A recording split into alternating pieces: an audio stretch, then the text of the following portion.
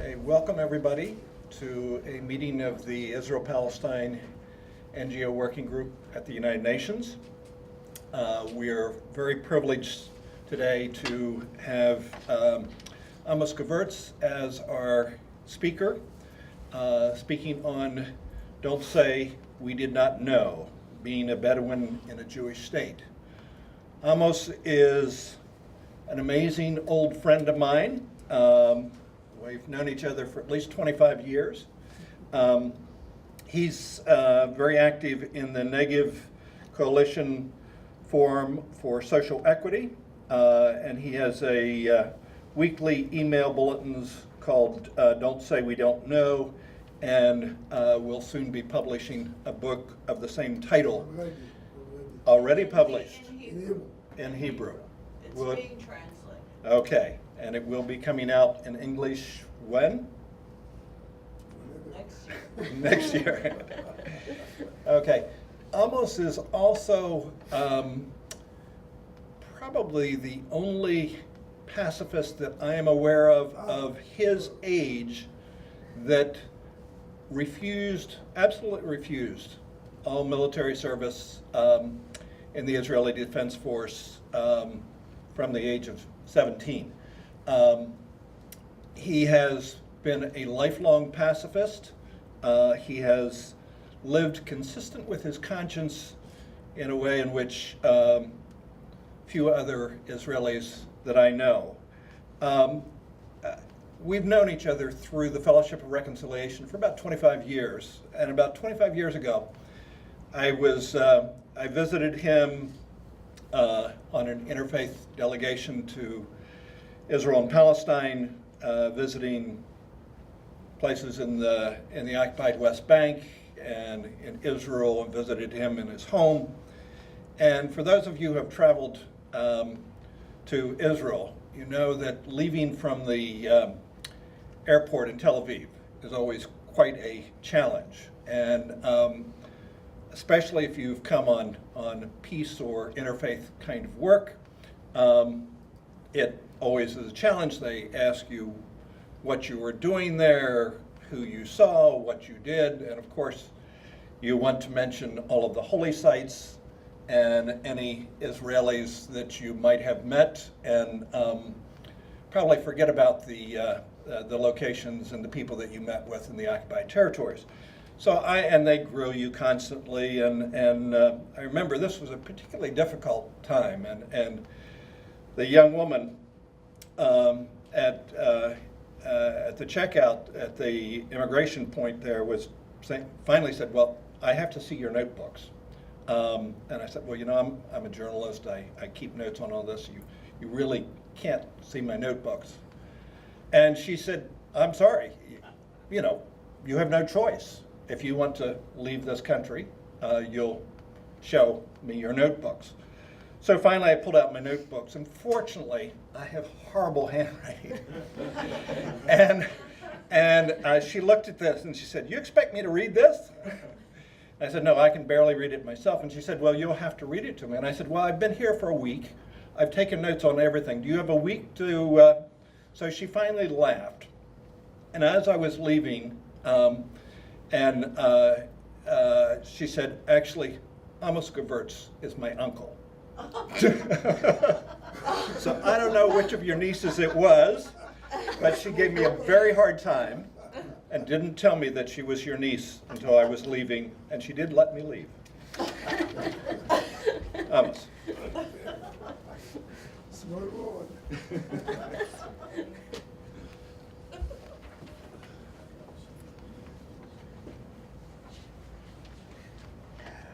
Good morning, and thank you for allowing me to talk to you. I think that before I speak about the Bedouin issue in Israel, I suggest to talk about the conflict itself, because I think that the whole Bedouin issue is an integral part of the conflict. So that's how I will do. I will start and give some how I understand the conflict. I'll give a few figures, some outcomes of it, and then about the Bedouins. Our conflict is a similar kind of conflict that was here in America when the white people arrived, or where it was in Australia when the white people arrived, or in the southern of Africa. It's one society invade the life territory of another society, an historical process, force them out, and those they cannot force out, they try to squeeze to a minimal territory as possible. To give you a few numbers, prior to the Zionist emigration that started around 1882, there were Jews in the country. They've been around 10% of the population. They live almost only in towns. I believe they had less than 1% of the lands. In the eve of the War of 48, which is for us the independence, for Palestinians is the catastrophe, Nakba as they call it, the Jews already been 1/3 of the population, and they had around 7% of the lands in what it is Israel today without the occupied territories. The result of the war was that most of the Palestinians who have been in the country became refugees out of the country. Then quite a massive number of Jews came into the country, and a very quick process of taking over the land have been started. And the figures today are around like this. Almost 80% of Jews inside Israel without occupied territories. Around 18% are Palestinians, remain in the country, become Israeli citizens, and 2 or 3 others. The Jews have now in Israel around 96% of the lands. Palestinians remain with something like 3.5. But this was not ended by this. After the War of 67, we see the same kind of process happening in the occupied territories. And it is very important to remember that in the War of 1967 and 10 years after, it was a labor government. It was not right-wing government, which started the process of building settlements. And what is very interesting, everyone who will see our maps, if it is maps that are drawn by the Israelis, you will not see the borders between Israel and the occupied territories. In other words, without to declare it officially, Israel started a policy of expanding its territory. You've seen it on the ground, you've seen it on the maps. But there was not. Actually, it's created very funny situation.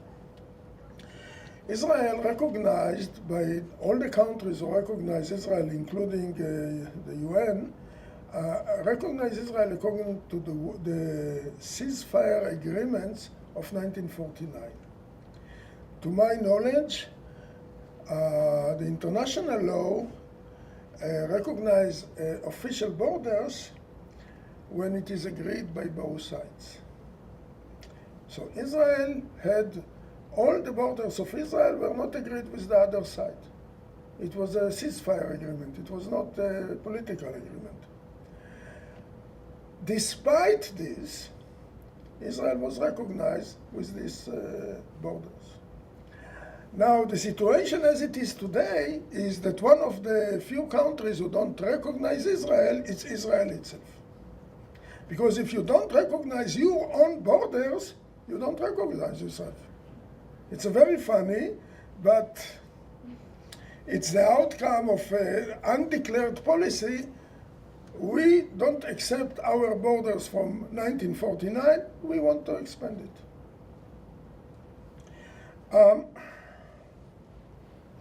In this respect, I like to say that violations of human rights in our conflict are most of the times are not because somebody is a psychopath who enjoy to give hard time to people. They are done in a service of political ideological aims. When you confiscate land, when you demolish homes, when you take the water, etc. So I am the kind that is even opposed the human rights organization that I am very much with them, because they always separate between politics and human rights. And I say, well, you cannot separate it because violations of human rights mostly done in the service of political aims. But here there is another thing that it is, in my eyes, is very important to be aware of. And this is the issue, how we understand war. Most of the people think, what's the problem? War is a clash, a violent clash between the two sides. Actually, this is how the Israelis are seeing it. But in the context of our conflict, for Palestinians, war is much wider than that. If I'll give the example of land confiscation. Land confiscation is a very passive event. An officer comes to a field with a piece of paper, and if he finds the owner of the land, he gives him the paper and leave. If he don't find him, he put it under a rock and leave. Both cases, very passive event. But in this passive event, the entire family lose their way to make their living. And this passive event is one of the most essential in the whole historical process that I'm talking about. Taking the country under the feet of the locals, take it over. So for Palestinians, land confiscation is one-sided act of war, of military power against defenseless civilians. For the Israelis, this is a bureaucratic act. According to the law, you have need for security, for public needs, you can confiscate land. It's a bureaucratic act. House demolition is much more visual and much more traumatic. First, the officer comes, stuck the house demolition order on the door or near the door of the house. Entire family came into panic. What will they do? And when the terrible day comes, soldiers are surrounding the house, drag the people out, and the bulldozer come and demolish the house in front of their eyes. Doesn't matter how long I'm dealing with this issue, I'm still shocked of the thing. You just have to make this exercise in your mind what it is to come home after your working day and you don't find the home but troubles. Now, take your life on. Again, for Palestinians, it's a one-sided act of war, of military power against defenseless civilians. For the Israelis, this is enforcement of the law. They built illegally the house, you demolish it. Building settlements, always done on stolen land, and it is a base to expand them. If you will see the master plans of these settlements, sometimes a very tiny settlement has a huge master plan, which says what the policy is about. Stealing the water, Israel is taking around 80% of the water from the West Bank. Again, one-sided act of war of military power against defenseless people. Now, I will not continue with the list, it's too long. But I will say something that might sound strange. No one of these activities have something to do with our security. Land confiscation have nothing to do with our security. House demolition have nothing to do with our security. Building settlements have nothing to do with our security. The same is about the water. But it is enough. It's enough that tiny percent of Palestinians that have passed these traumas of what the Israeli army have done to them will decide to take revenge against us. And you have the whole army of terrorists that make these revenge attacks on us. And now the real security job of the army starts.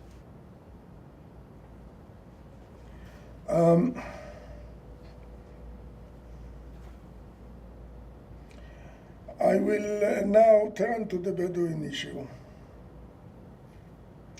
And again, I will give some figures. There is a big discussion how many Bedouins have been in the Negev. The Bedouins are living in the southern part of Israel, what we call Negev, which is a desert area. There is a big discussion how many Bedouins have been in the Negev before the establishment of Israel.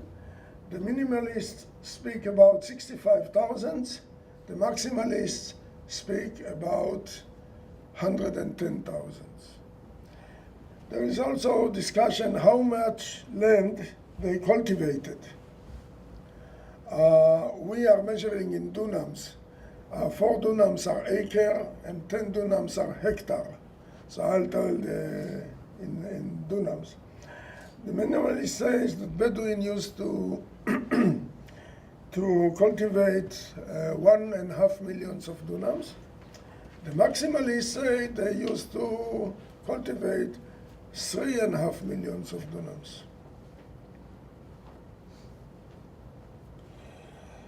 Like the rest of the Palestinians, most of the Bedouins became refugees during the war of 48.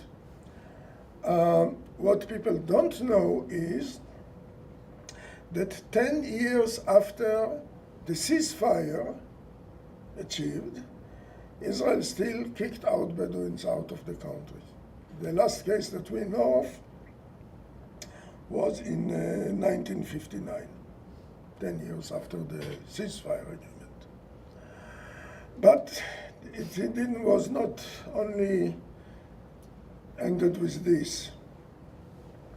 In this map, I'm sorry it is in Hebrew, we see, I will call it Bedouin nations, the territories of Bedouins in the Negev prior to 1948, Azazme,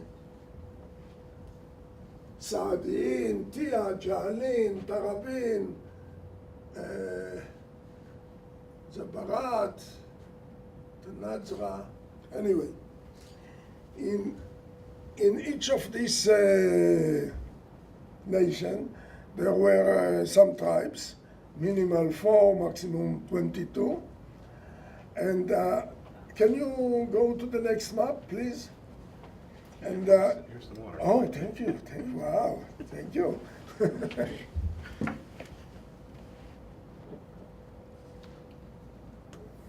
Thank you. During the 50s, the side of kicking Bedouin out of the country, they were concentrated into this region that you see here. We call it the Sayak zone. And if I go back to the figures, in 1960, when the census was done, they left only 11,000 of Bedouins in the country.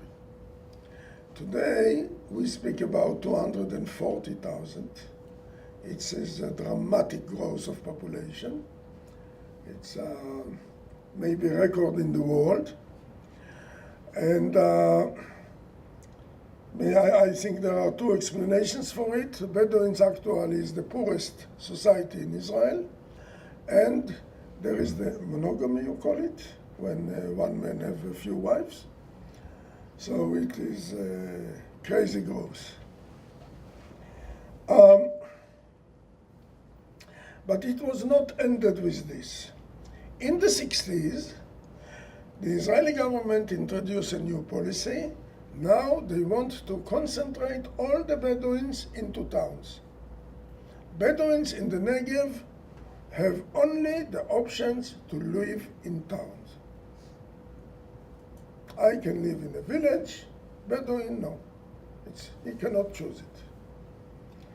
Now, in order to convince them to go to towns, you give them a hell in the villages. So villages are not recognized and cannot have electricity, running water, municipal services. Cannot. But this is not the end. Unrecognized villages, so every Bedouin who wants to exercise his human rights, to have a shelter over his head, is breaking the Israeli law. In the villages, not in the towns, in the villages. So we speak about around 50,000 of illegal houses in the Bedouin sector, in the Negev, in the unrecognized villages, which are under a threat to be demolished. I don't know how much people out knows it. I'm afraid that the most Israelis don't know it because our media is not covering the issue. But in 2011, the Israeli government demolished 1,000 Bedouin houses. I believe that now the average is something like 850 per year demolitions of Bedouin houses.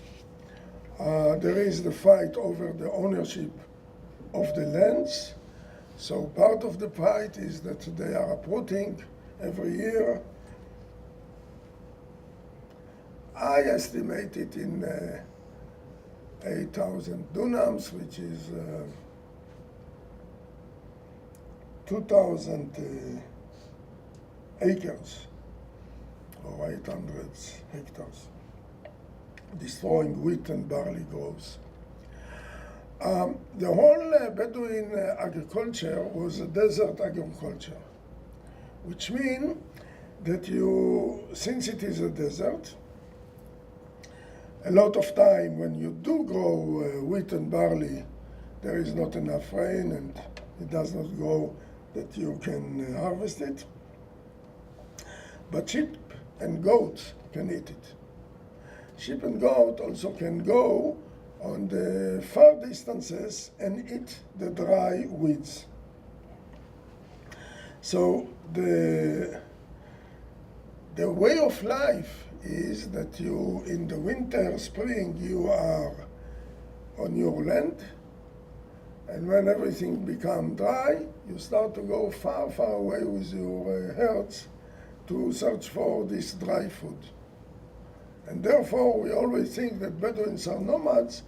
Actually, they always come back to their own land.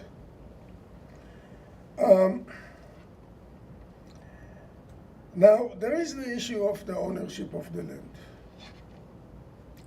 When the Ottoman were ruling the country, they make a law of land in 1858, if I remember correct.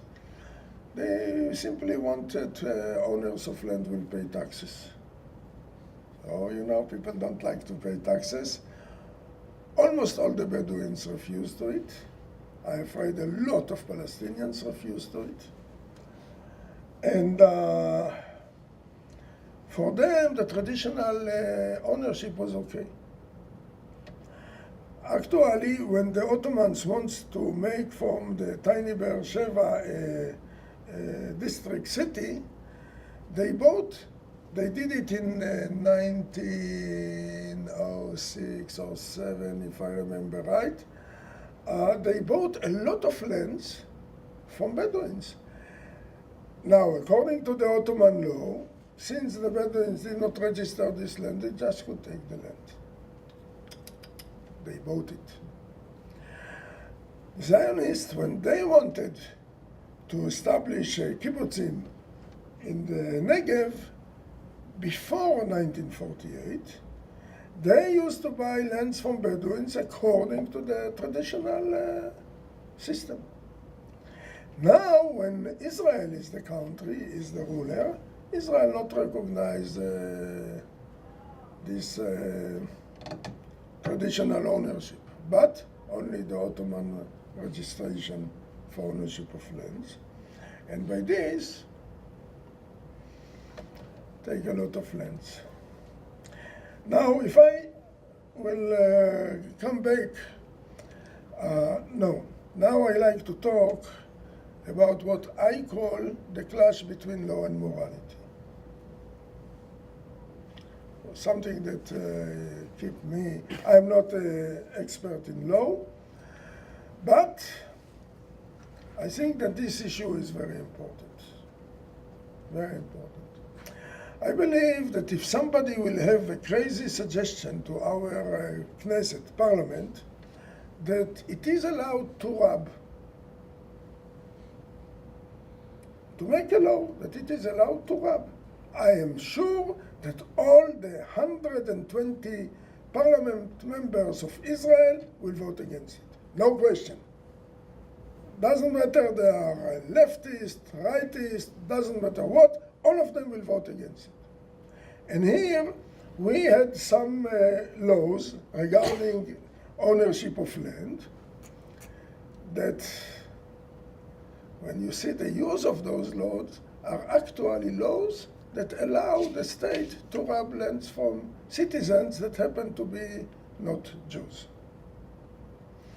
Now, we don't have apartheid law. I think except of the law of return, maybe one or two laws, I'm not sure, that you can say that are discriminating by saying it. The law of return is discriminating, it's only for Jews. Yeah, it's discriminating. But all of these laws regarding ownership of lands are in universal language. It's not mentioned to take land from Arab to Jew, Arabic hands to Jewish hands. But if somebody was not on his land in certain time, he lost his ownership. Now, here is the story. All the Palestinians and in Israel, including the Bedouins, who remain in Israel, of course, became Israeli citizens. But they lived under military governing. Now, a military governor come to a sheikh, head of a tribe, of Bedouin tribe, and telling him that the army is going to make maneuvers in their area for their safety, for their security. They will remove them for half a year, and after half a year, when the maneuvers will be over, they will be allowed back. Well, you know, we have a problem with time. We still did not pass this half a year, and they will never been allowed back. But since they have not been on their lands, they lost it. They did not use the land, they did not been on it, they lost it, according to the law. Now it is a state land. By the way, people that under this kind of thing were forced into the Sayek zone did not receive any legality status for the new place. So today, the government are saying to them, you are invaders. You invade the state land. How come they invade? Somebody forced them there. They are invaders. We have a village, Hiran, which was forced twice, first in 49 from their land and then from the place that they were settled in where they are today. Today, the government is about to remove them to nearby town, Hura, and to settle a Jewish village instead of them, Hiran. People are already prepared themselves for it. And we have villages like El Rakib, which is more than 80 times have been demolished, that when finally the government will succeed to kick them out, JNF will, Jewish National Fund, will complete the forest there. Instead of people, there will be forest, even not other peoples.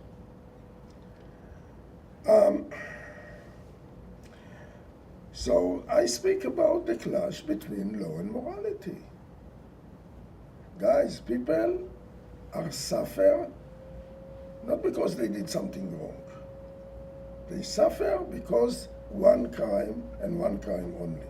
They have been born Bedouins in a Jewish state. And I, who grown up on the Jewish history, that we as minorities always been persecuted, I say, come on, how come we are doing the same to our minority?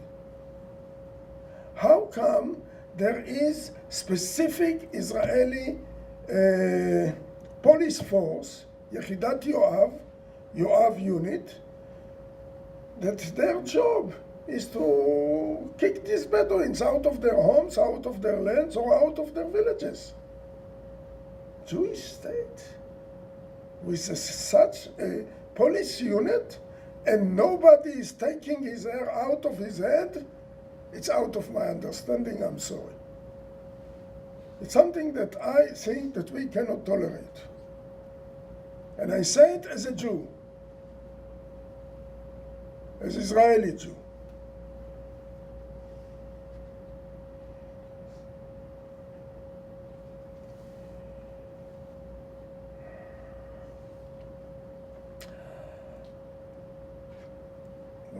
I mentioned El Rakib. Since I'm active in the Negev, something like 13 years now, El Rakib is the second village that suffered of this total destruction of the village. There was a village, Twail Abu Jarawal, that is not exist anymore. After around 50 demolitions and some arrest, they gave up. And in El Rakib, they are still very stubborn, and they're still there, at least some of them, after the village is actually not there. And again, the very strange issue is that the big protector of El Rakib people is their graveyard. Sheikh Sayar from El Rakib always show the document that his grandfather bought the land from an Ukbi tribe, from somebody from an Ukbi tribe, which was years, maybe 100 years earlier there. He have some papers of paying taxes, I don't know, to the British or to whom it was. Still, the Israeli government is not recognize it because it's traditional, and they recognize only the Ottoman ownership. And the issue is still in court, but the village have been demolished. When they came with the forest to the area very close to the village, they started to demolish it. It was in 2010. And we are very afraid that when they will finish with El Rakib, it will start with another village. Because the last years, probably some of you heard about Praver Plan. And according to Praver Plan, we were afraid that something like 40,000 of Bedouins will be forced out of their villages to towns. So quite many. Now, they were prepared also law to solve the issue with the Bedouins. Probably one of the only laws where it was written specifically that it is done about Bedouins. Somehow they broke the tradition of using universal language in our laws. And the law was passed the first reading in our parliament, Knesset, but it was not continued. They suspended it. And we hope that it will not be continued, but it caused a lot of opposition and a lot of fear. And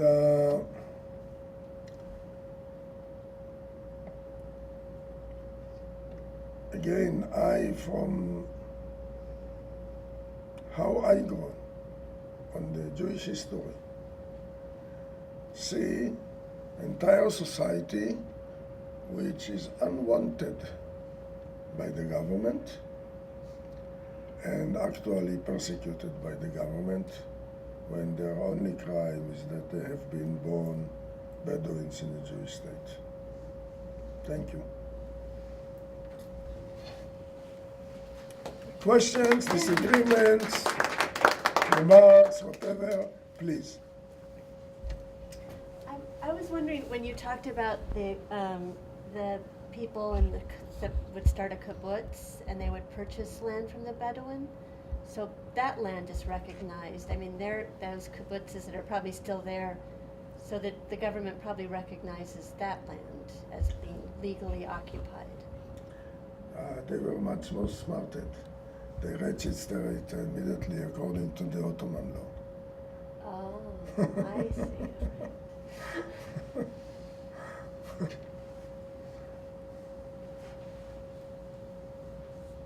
Please. So obviously lots of the feedback and lots of the reports we got of the Israeli election here focused on quite different issues. Was the Bedouin issue raised at all as a subject matter in the Israeli elections? Actually not. I must say that our Hebrew media is cooperating very much with this policy, because I mentioned the year 2011 when they demolished around 1,000 houses. I don't remember one item in the Hebrew media about it. In other words, for the Jewish citizens of Israel, if they are not activists or radical leftists, they simply don't know it. They know that the Bedouins are invading state land and that the Bedouins are building illegally, that Bedouins are criminals. Give us a loan from these terrible people. This is the usual sentiment. Now, if you don't know I told only in a few lines the story. If you don't know the story, the Israeli government is completely right. Bedouin are invading state land. Bedouin build illegally. If you know the story, the Israeli government is completely wrong. And the Bedouins are completely right. So now, if you are Israeli citizen, a Jewish Israeli citizen, because the Arabic media do sometimes give the story. But if you are a Jewish citizen, you don't know all of these facts. And then the government is completely right. Just as a follow-up, do the candidates that now join together to form that Arab list, is that an issue that they advocate for and they actually try and bring to the Knesset, or is that something that's not politically viable? Very immediately after the election, the head of the list, Ayman Nuda, plus some others, started a march from Wadi el-Naam, is the biggest unrecognized Bedouin village, to Jerusalem in a protest of what the Israeli government is doing to the Bedouins. So I'm very happy about it. because this is an issue that they are going to take for this coming Knesset, Parliament. And but since we are, I don't know what government we will have. There is the game whether there will be an extreme right-wing government or a mixed government of Likud and Labour Party. If it will be right-wing government, I am afraid that they will try to continue the hard line towards the Bedouins. If it will be with the Labour Party, it will be more soft. I want to remind you that the worst of the wars that done to the Bedouins in the Negev was done by Labour governments. If it was the kicking out from the country, if it was to concentrate them into the Sayag zone, if it was the starting the policy of concentrating them to the towns, all happened under Labour governments. So I don't see a principle different. I am happy that there are some parliament members in the Labour Party that we can trust. But they are some. I'm afraid that these are not the whole Labour Party. But always, Labour and Likud, in general, if you see the whole Zionist project, historical project, they did not have principle different between of them. The differences were more about how you do it than what you do. Because I remind you, the whole occupation policy of expanding the Israeli territory started by Labour government, not by right-wing government. So I don't see principle different. I believe if the Labour will be there, it will be softer.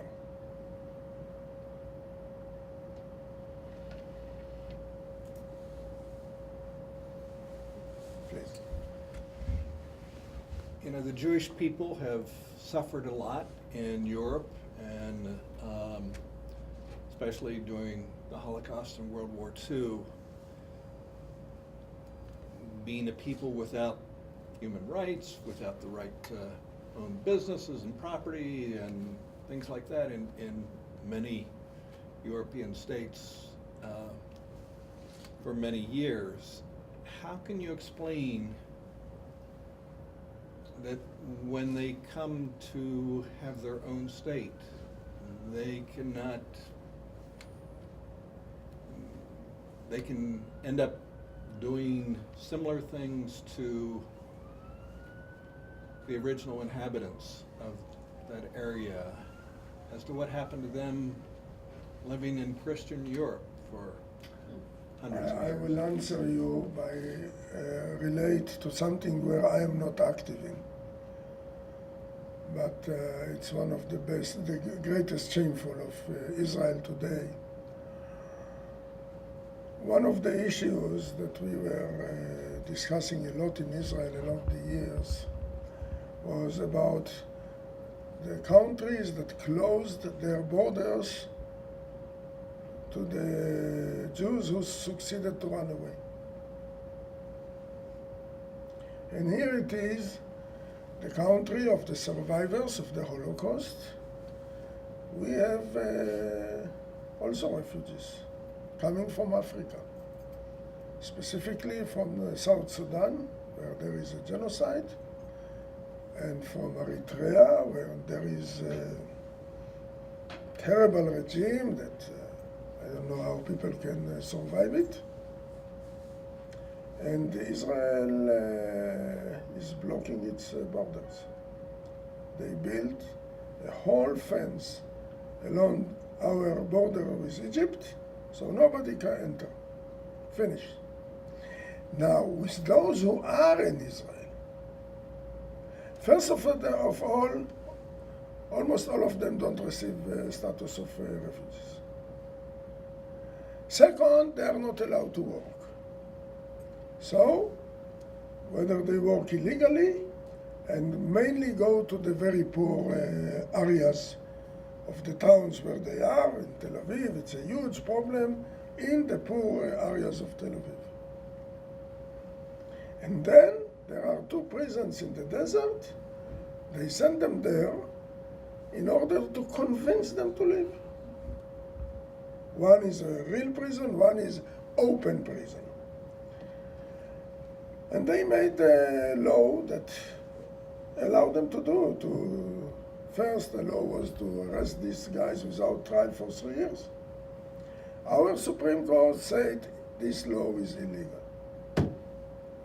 They made another law. Our Supreme Court said this law is not legal. So now they try to fight the Supreme Court that will not disturb them with this.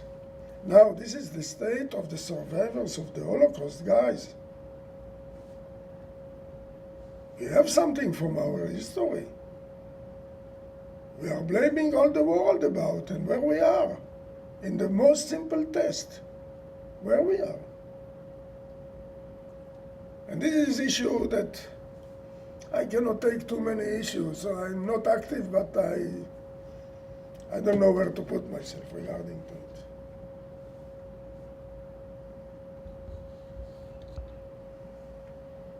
Please.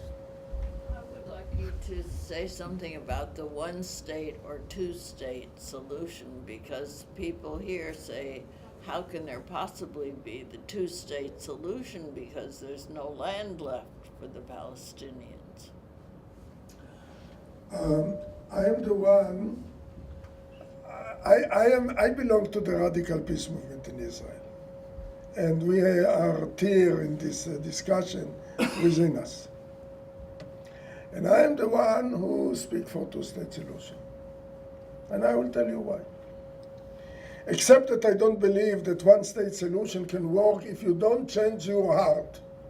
And I don't see how people are going to change their heart. I take you back to the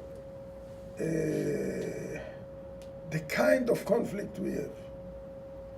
The kind of conflict we have is that one invade the life territory of the other one, and in historical process take over. Only 2-state solution will stop this process. Simply, it will stop the process. It will put borders to the Zionist movement. Guys, you got what you got in 1949. This is how the entire world recognizes you. This is what you have. You don't take more than that. Finish. This is the only way how to put, because if we come to 2-state solution without a huge change in the hearts of the people, we will come to it when we Israelis are first world people, economically, Palestinians are third world people. So we will continue to buy the lands. Except of many other consequences of these differences, so which will bring the war into the 1 state. Now, the 2-state solution actually on the shelf, symbolically, we have peace agreement between the 2 sides. During the Second Intifada, some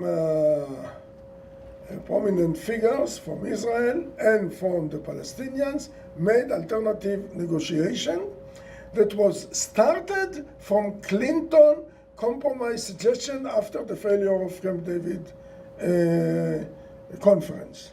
Yes, Clinton came with a compromise suggestion. They took this as a base for continuing alternative negotiation. To my knowledge, Yasser Abu-Drabo, who stood in the head of the Palestinian delegation, everything that he had to agree, telephone to Arafat, Arafat approved, they agree, Arafat did not approve, he did not agree. So at least we know that from the Palestinian side, it was accepted. Now we have the problem with the will of our government. By the way, on the Israeli side, the head of the delegation was Yossi Beilin, who used to be the Minister of Law under Barak government. So, and also there was somebody who, I don't remember the English term, the head of the army, Amnon Lipkin Shachak, etc., etc. There were some figures that came from the, how you say it, from the establishment, if you like to say.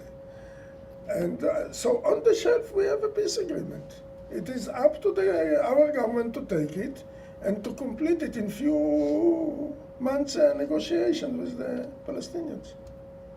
So the whole question is the will. Now, the principle that they did was exchange of territory, 1-to-1. Since most of the settlements that built in the West Bank are in certain areas, in big blocks, it is to annex to Israel 4 to 6% of the West Bank. In return, Israel will give to the Palestinians some size of land from the Israeli territory. This is how they did solve the issue of how can you move the settlers. So the most of them will not be moved.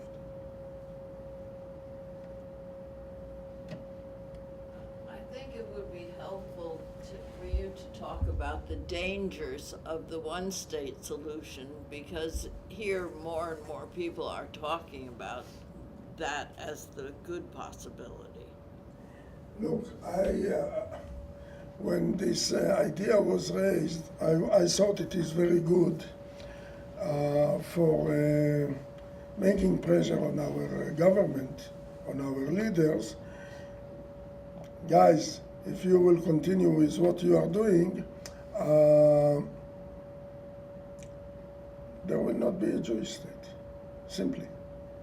Now, but they are smarter. I'm sorry I don't have the map of the West Bank with the situation now according to the results of Oslo process. Because the West Bank is divided to 3 categories, A, B, and C. In A and B, it is the very populated areas by Palestinians. C is more, not very few Palestinians. So what Israel is about, again, without to declare it, there is one who will declare it, Naftali Bennett, if you heard that name. He all the time declared it. But if you see the policy on the ground, and I see it as activists, they try to kick out as much as possible Palestinians from C area, which is a full Israeli control.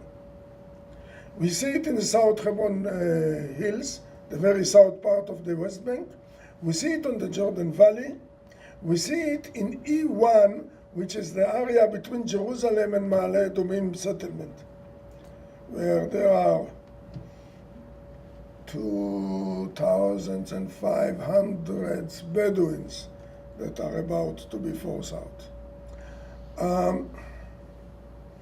So actually what Israel is doing is to take around 60% of the West Bank to become part of Israel with very small demographic consequences.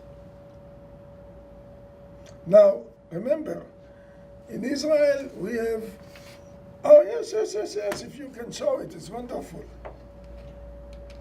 In Israel, we have almost 80% Jews, so it's a massive majority. The issue is how to take more territory and to remain still a massive majority. And the answer for it is this C area and leave the Bantustans of A and B areas. By the way, in the Golan Heights, which is also occupied, it's a smaller area. We have 18,000 Israeli settlers, 24,000 Syrians, mostly Druze, and around 80% of the land is in Israeli hands. So it's. Oh, they've lost each other. There we go. Yeah, please. I've been living in England now for 28 years. I'm a transplanted New Yorker. And I attended a conference in London in March, organized by Jewish Voice for Peace, based in London. And they brought together Israeli scholars and activists and Palestinian activists and scholars. And the consensus for every man and woman was to kind of circumvent the one state and two states dilemma. And the issue that they now have come to agreement, which needs to be emphasized, is human rights for the Palestinian people, regardless of, because there's no peace process. There's nothing on the table to suggest there's going to be a two-state solution or a one-state solution. People are hurting on the ground. So unless you actually help people and to get the Israeli government to recognize the human rights of Palestinian people, no progress is going to be achieved. So I don't know if you want to comment on that, or it's just an observation that you got house demolitions, you got land being taken, water rights being denied, people going through day-to-day existence, trying to get through checkpoints, get to work, to get to hospitals, to get to schools, children being arrested. You get people being detained without even being charged with any crimes. I mean, the list goes on and on. So it seems to me that unless the human rights situation is addressed on the ground, one state, two state, that's too abstract for most people living in the West Bank. I like to suggest a little bit a crazy way of thinking. First of all, you have to be aware that Israel can do much worse. And they don't do it because they're afraid to lose their supporters. They're afraid that grave violations of human rights will cause the supporters of Israel, which the entire existence of Israel is dependent on it, to leave them.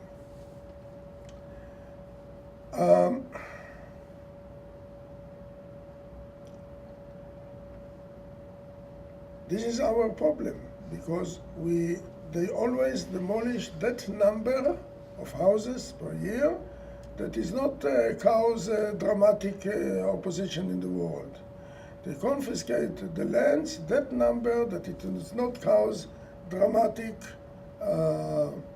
opposition.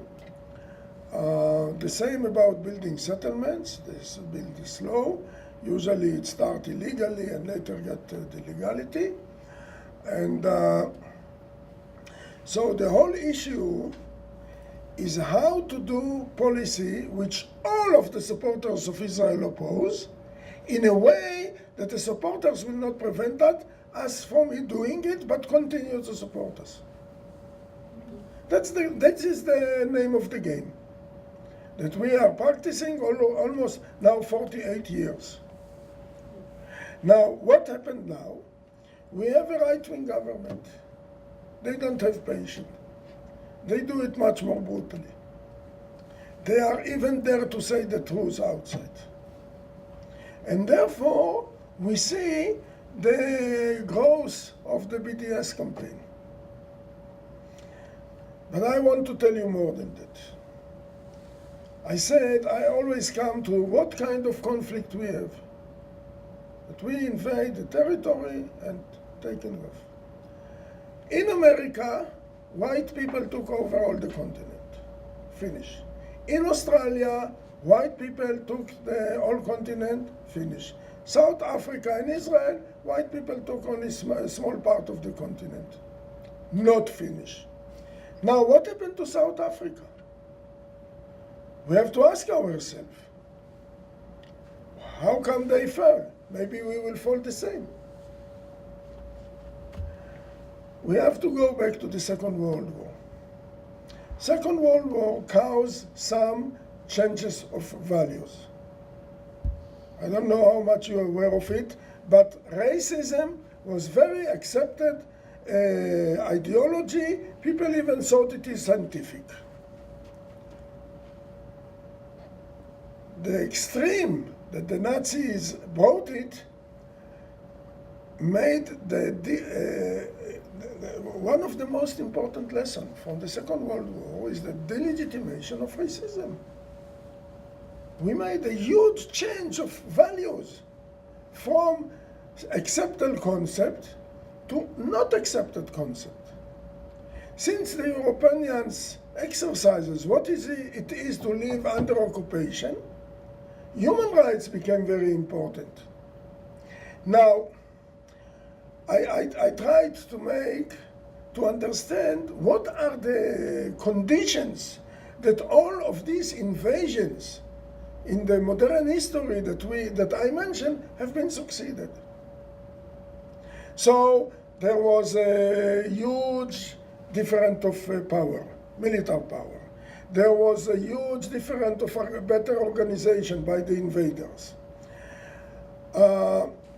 It always took to the locals too long time to understand the situation that these few invaders it's not ending with them, and until they understood it, usually it was too late. Now, all of these invasions needed a human reserve that will support them. Without this human reserve, they could not do it. And the last thing, and in my eyes, extremely important, is what I call backing support. All of these invasions needed the support of their backing countries, where they come from or others. Otherwise, they could not do it. Now, what happened to South Africa was that because of the changes of the values, they lost the backing support. First, their reserve was more or less ended. People were not anymore, go to live there. No, I forget English word, it's terrible. Immigrate, yeah, stop to immigrate. And the most important, when the sanctions were imposed on South Africa, they could stand it economically. South Africa was very good economy, very good resources. They had a huge, much more stronger army than the black people. They were much better organized. What they could not stand was the disappearance of the backing support. And this is what is going to happen to Israel. Unless Israel will stop with the occupation and with the violations of human rights, we are in the process of losing our backing support. Very simple. And we will not survive it. We will not survive it. Now, we knew very good to hide the whole systematic taking over the country, the whole racist issue there, national racist issue. We knew very good to hide the violations of human rights. This extreme right-wing government don't know it so good, so they may give a blow to the BDS campaign, which in my eyes is exactly the sign. It's exactly the sign how Israel is losing its backing support. And unless they will understand it, Israel will not survive it. Now, we Israelis had the war of 1973. It was a very traumatic war for Israel. There were moments that we were afraid that it could go to the end. It is very, very traumatic war in our history. One aspect of the peace with Egypt is this memory, that it was very easy for Israelis to agree to give up Sinai. There is another important aspect, I did not speak about it here. Israel will not give back the occupied territories unless we will have to pay extremely heavy price. Now, we have two options. There is on the way a war between populations, not so much between armies, means rockets. All around, thousands and thousands of rockets are focused into Israel. And there is the non-violent BDS, which is economical pressure and backing support pressure. I prefer that we will pay this price on paying the thousands of killed, and I don't know how much destruction. And I don't know what kind of trauma it will be. And I'm sorry to say that it is, unless there will be very massive, effective pressure on Israel, Israel will not give up the occupation. And again, it is endless talk to speak about the danger of civil war that it can cause within Israel. I don't know how much people are aware of it. And actually, the assassination of Prime Minister Rabin, in my eye, was the first shot in possible civil war. So we are in a very tough situation, very tough. Please. Well, I was wondering if you might comment on the Israeli reaction to the bombing of Gaza.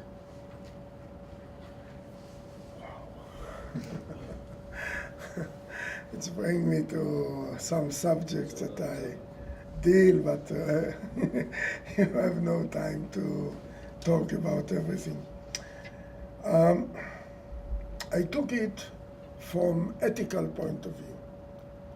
There is what we call, not you and me, but there is what we call the ethic of war. Talk about the ethic of war. And in the ethic of war, one of the most important principles is the fairness. Fairness. You have all these cowboy movies. If you remember, every one of us seen it sometime in our life. Everyone. When you shoot somebody who have the gun in his hand, you are okay. If you shoot him in his back, or if you shoot him when he don't have a weapon in his hand, you are a murderer.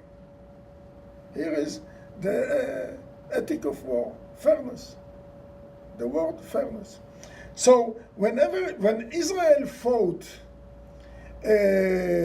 Egypt army, Jordan army, Syrian army, it was within the ethic of war. It was a fair fight, army against army. And here it is the story that now it's army against civilians. And here is the ethical problem start. What, according to the ethic of war, what army is allowed to do and what not? And all what I said to you about understanding war or violations of human rights, it is one-sided act of war, which is a grave break of the ethic of war. When army take land from defenseless person, he is committing crime. When he is demolishing his home, or when he does these endless activities that have nothing to do with our security, it is a grave breaking of the ethic of war.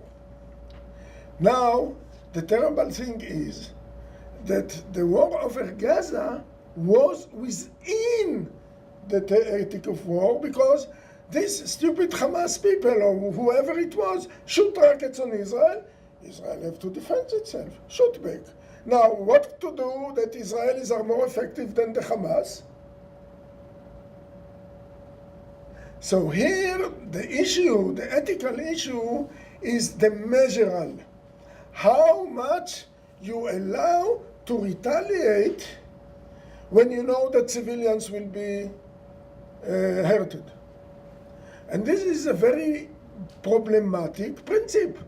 Somebody will stop it immediately, and somebody will go far, and who we are to say where is the measure exactly should be. So, I'm shocked of what happened in Gaza. I believe you too.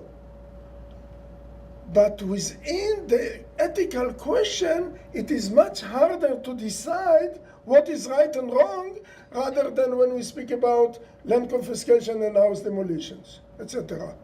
Yes? There nobody killed, but it is much worse from the point of view of fairness, yes, of the ethic of war. So it's a very strange problem that the issue of ethics is bring with it, you know.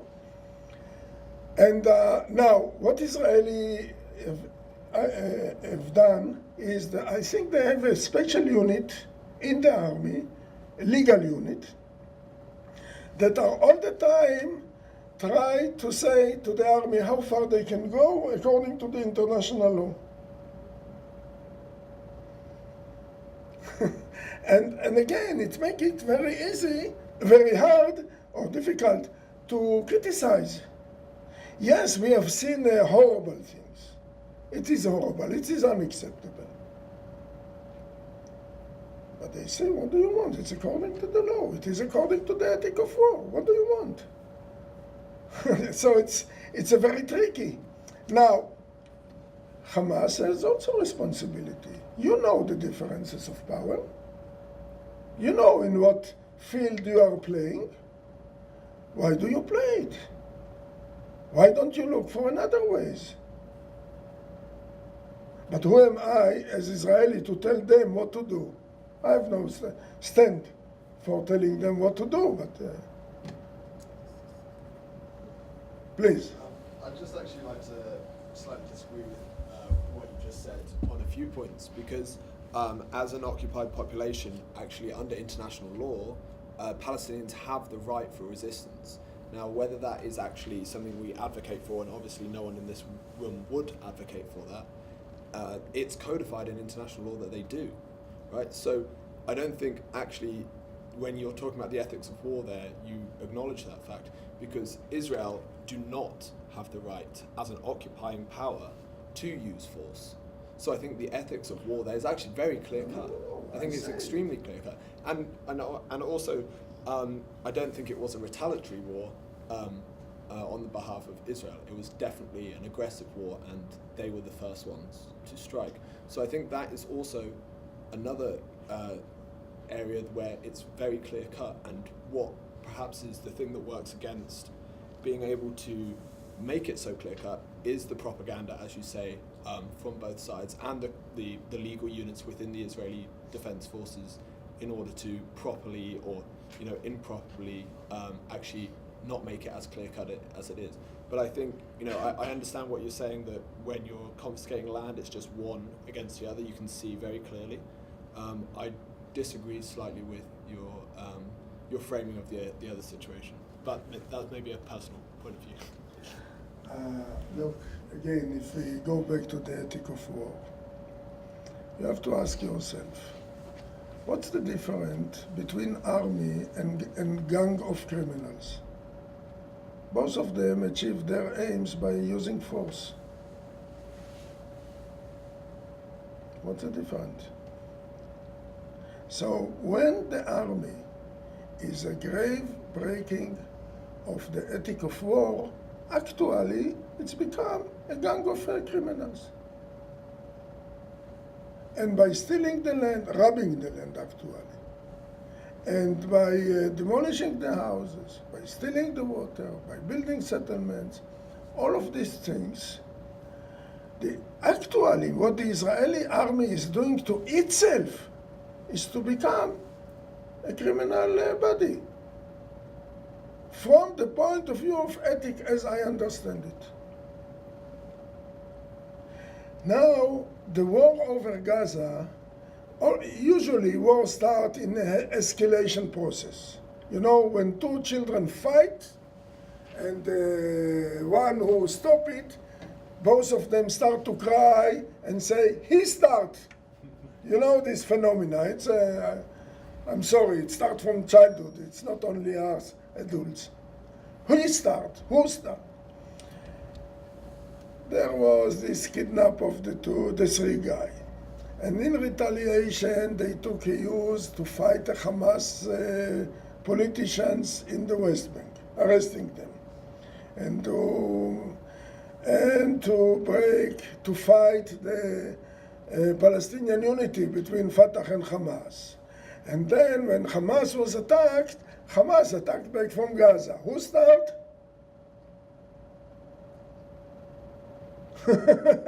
No, it's like the fight of children. If the fight of children is just similar. You have this escalation process. Everyone tell that he start. Come on, this is not the issue. Who start? The issue is that people have been killed, that houses have been destroyed, that entire huge population don't have where to shelter over their heads. This is the issue.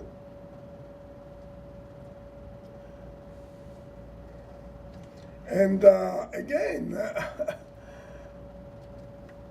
it is also issue how the two sides are ready to compromise, to finish this stupid fight. Okay, I'm from the peace movement, so yeah, very easy for me to say, let's finish it, yes. I suggest the conditions are wonderful. You need people to accept it, to be ready for it.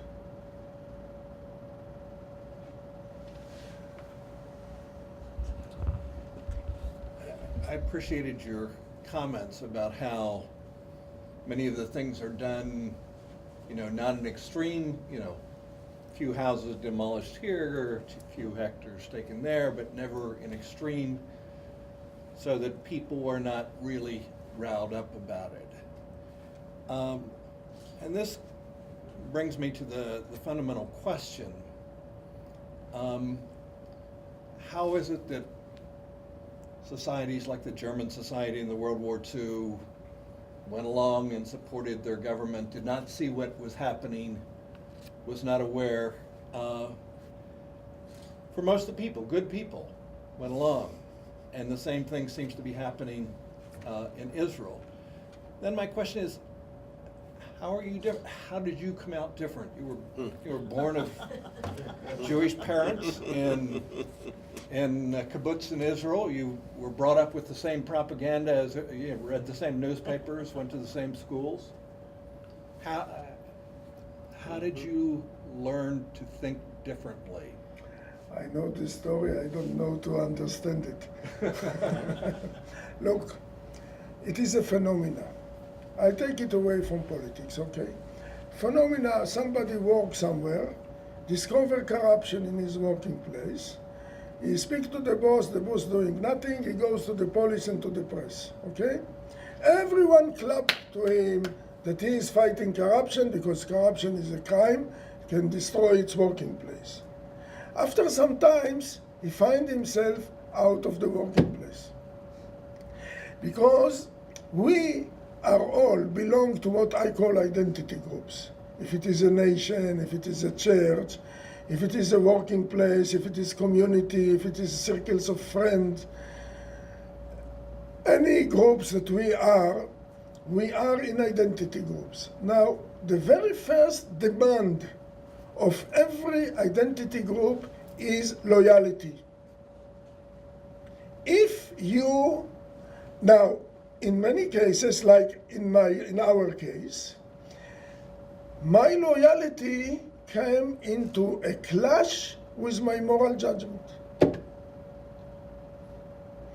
Now, by doing what I am doing, I am risking my status within my country because people are calling me traitor. I am a professional traitor, by the way, if you did not pay attention to it until now. And this is where the problem is. Sometimes people prefer their moral judgment on their loyalty. Now, I'm afraid that almost all the crimes that people have done to people, I mean genocide, massacres, it was in the name of loyalty. German soldiers were first of all loyal. Israeli soldiers, with all the differences in the world, are first of all loyal. And if your conscience is raised up and you refuse, in the good case they throw you to the jail. There were cases when they kill you. If it was in Germany or in Soviet Union or some other places. But this is the ongoing problem, not specific to our conflict, this is to every conflict. And what makes these few people who take the risk and prefer their moral judgment on their loyalty and risk their status in the society, risk their very secure of their life actually. Yes, a lot of people pay very high price. I'm lucky. I'm in a democratic society, so I still did not pay the too high price. Yes. What makes us like this? I don't know. I still did not find it. I have to think. I still did not find, but this is a principal problem. Please. I was going to ask something very similar, Doug, but in the last month, I would say, I have seen a movie by Leah, and I can't ever remember her name, On the Side of the Road. She was an Israeli settler who has come to a different place in her understanding. Just watching Anna Balzar's video, which is superb if you haven't seen it, she has come to another Jewish American who has come to another place. Watched a video about a 70-year-old woman who grew up in the settlements, came to another place, and before they had to choose between their loyalty and their morality, they had to know some facts. And all three of them said the same thing. Something happened where all of a sudden, even though at first I said, no, this isn't true, this isn't what's happening, they found out, yes, this is what's happening in terms of demolitions and confiscation and the settlements, etc. They then said, let me learn more. And the more they learned, the more they became outraged by what's happening. At that point, I think that's when the decision comes. Now that I know, now that I've seen, what do I do? But the first step has to be knowing and seeing. And I think just like Americans don't know anything, forget about Israel. They don't know what's happening in their own country to people. They don't know what's happening with food stamps and incarceration. They don't want to know. Once you do know, then that's when the internal decision comes. But you have to start the knowing process. And I think that's really where the challenge is. How do we start the knowing process? For you in Israel, how do you start the knowing process with people who truly don't know? Because the papers aren't telling them, the media is not telling them. And then comes the challenge, what do you do once you know? But once you know, you always know. Well, first of all, mostly we don't want to know in order not to be in the conflict between the loyalty and the moral judgment. Most people don't want to know. In Israel, we have a famous newspaper that not many people read, Haaretz. Haaretz have two reporters who let us know. And you don't know how many people are leaving Haaretz because of these two writers, Amir Aas and Gideon Levy. Probably you heard these names. Just after this Gaza war, somebody from my kibbutz told me that he took the phone and told Haaretz, unless you kick out Gideon Levy, I stop to read your paper. Why? Because Gideon Levy criticized our pilots during the war. People don't want to know because if you know, you are risking your status in your society. So whether they don't know or they find all the excuses for the wrongdoings. And this is why I call my campaign, Don't Say We Did Not Know. Exactly because of this. Germans did not, we always said to the Germans, you did not know, you did not want to know. The Turks until today don't want to know about the genocide of the Armenians. I remember how communists refused to know about the genocide in Cambodia when I tried to convince them to protest it. It is a phenomena, it's a universal phenomena. And the structure of this identity group is such that you risk your status. Like the one in the working place that exposed corruption and find himself out of the work. It's a phenomena. And how we break it, I still did not find. When I will find, wow, I will be smart. Thank you. I think that's a very good ending for this. Thank you very much. Thank you. Thank you.